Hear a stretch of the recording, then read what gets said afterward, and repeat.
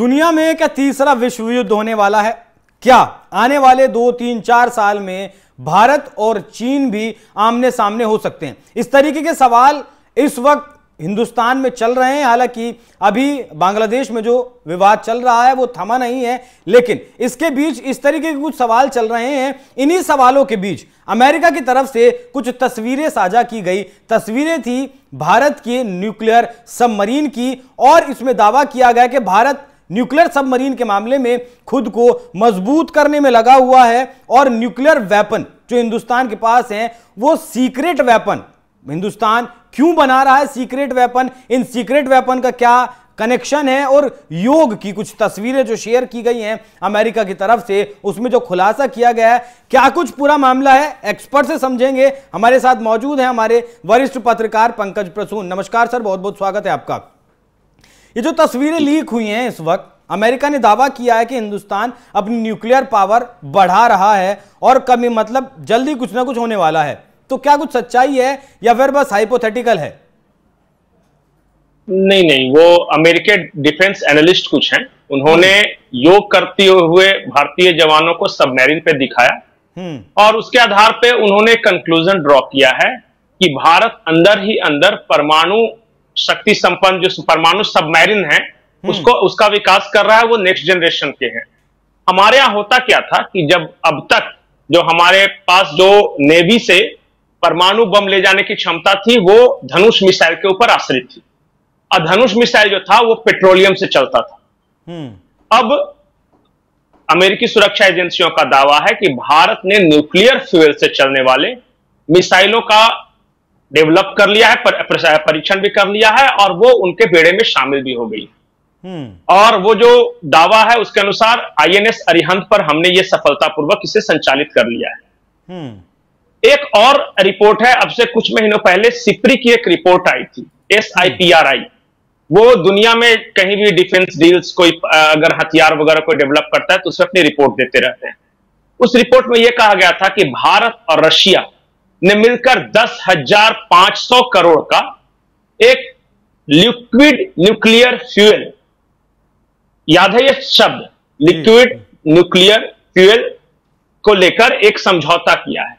इसमें से कुछ तो तमिलनाडु स्थित कुडनकुलम न्यूक्लियर पावर प्लांट में जाना है जहां बिजली बनेगी। 6,000 मेगावाट उसकी कैपेसिटी हो जाएगी और यह भारत का सबसे बड़ा न्यूक्लियर पावर प्लांट हो जाएगा बिजली प्रोडक्शन के लिए। लेकिन अमेरिका और पश्चिमी देशों का दावा है कि 10,500 करोड़ के इस समझौते में से कुछ हिस्सा वहां खर्च होना है जिसके बारे में कोई जानकारी नहीं दी गई। तो दावा यह है कि रशिया और इंडिया मिलकर जमीन समंदर के नीचे से मार करने वाली कुछ ऐसी मिसाइलें बना रहे हैं जिसको डिटेक्ट करना मुश्किल है, और ये बैलिस्टिक मिसाइलें हैं और ये न्यूक्लियर वेपन्स ले जाने में सक्षम है। तो इस एरिया में अभी किसी के पास वो कैपेसिटी नहीं है। चाइना ने हालांकि दावा किया था, लेकिन अमेरिका का यह कहना है कि चाइना का दावा जो है वो बढ़ा चढ़ाकर किया गया है, लेकिन भारत जो है बहुत सीक्रेटली धीरे धीरे अपने न्यूक्लियर क्षमता में पैनापन ला रहा है। जब वो बोल नहीं रहा है तो अमेरिका के हाथ कैसे लगा? नहीं, वो अंदाजा लगा रहे हैं ना, वो जिस तरह से योगा कर रहे हैं समंदर के नीचे हमारे जवान, और जो उन्होंने वो बनाया है, वो स्ट्रक्चर बनाया है योगा के दौरान, और उसी सब को लेके वो अंदाजा लगा रहे हैं। वो अंदाजा है, वो एग्जैक्टली आज भी अमेरिका को भी नहीं पता, किसी को नहीं पता। वो सिर्फ अंदाजा लगा रहे हैं कि 10,500 करोड़ का जो लिक्विड न्यूक्लियर फ्यूल के डील हो गई उसमें बाकी न्यूक्लियर फ्यूल कहां चली गई, किसी को नहीं पता। वो अंदाजा लगा रहा है कि समंदर के नीचे जिस तरह भारत के जवान जो हैं योग मुद्रा में बैठे हैं, इसका मतलब है कि अंदर के नीचे रह सके। अंदाजा है कि अभी तक कोई भी साफ साफ नहीं कह सकता है क्या है। हाँ, वो मैंने कहा ना, एक शब्द है इंटरनेशनल डिप्लोमेसी में भी जिसको मैं आसान भाषा में समझा देता हूं, गला सबका सूखता है, डर सबको लगता है। और आज की तारीख में अमेरिका एक डरा हुआ मुल्क है। वो डरा हुआ है चाइना से, वो डरा हुआ है रशिया से, और वो डरा हुआ है इंडिया से। इन्हीं तीनों देशों से उसे डर लगता है, बाकी किससे डर नहीं लगता। उसको पता है कि बाकी वो कंट्रोल कर सकते हैं। एक और महत्वपूर्ण बात जी, महत्वपूर्ण बात यह है कि भारत के पास SSB बैलिस्टिक मिसाइल एक होता है जो सबमरीन से जो चलने वाली है, उसमें भारत ने सफलता हासिल कर ली है और इसमें कोई दो राय नहीं, ये घोषित तौर पे है। ये भी कैपेसिटी भारत के अलावा सिर्फ 3 देशों के पास है, चाइना, रशिया और अमेरिका। इसके अलावा किसी के पास वो कैपेसिटी नहीं।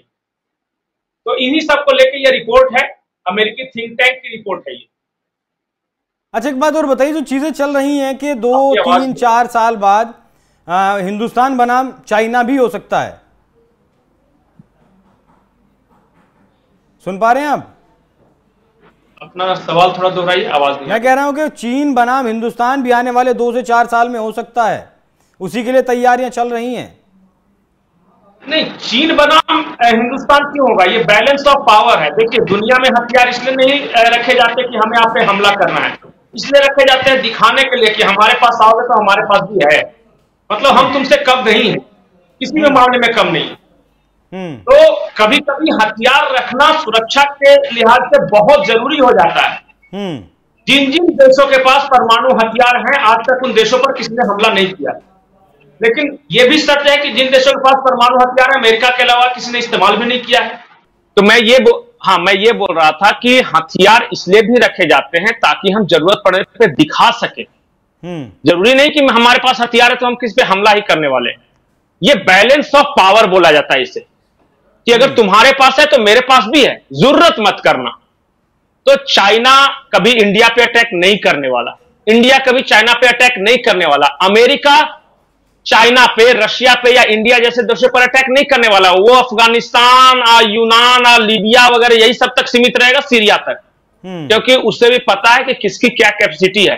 कि अगर हमने इस देश के, अरे आप अफगानिस्तान से तो जीत नहीं सके, आप यूगोस्लाविया से तो जीत नहीं सके, सीरिया में फंसे हुए लड़ जाओगे सीधे रशिया, चाइना और इंडिया से, धुआं धुआं कर देगा मार।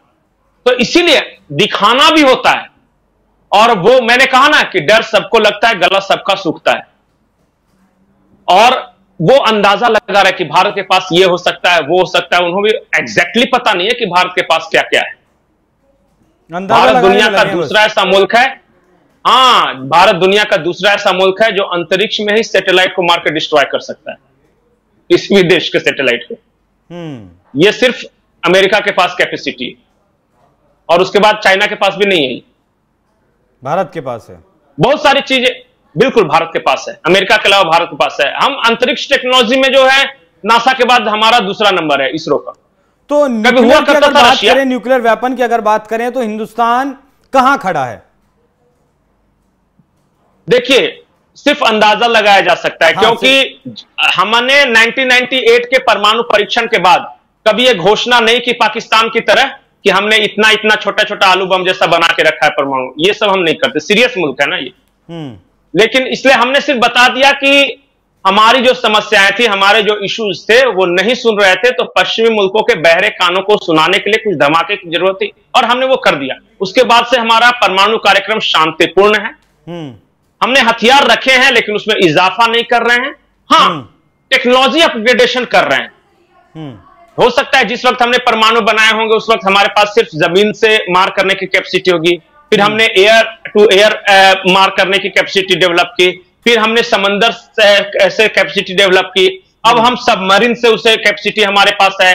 हम समंदर के नीचे नीचे जाके कहां किधर परमाणु बम छोड़ देंगे किसी को नहीं पता, ठीक, और वो डिटेक्ट भी नहीं किया जा सकता। हमारे पास इंटर कंटिनेंटल बैलिस्टिक मिसाइलें भी है जो कि न्यूक्लियर वारहेड ले जाने में सक्षम है।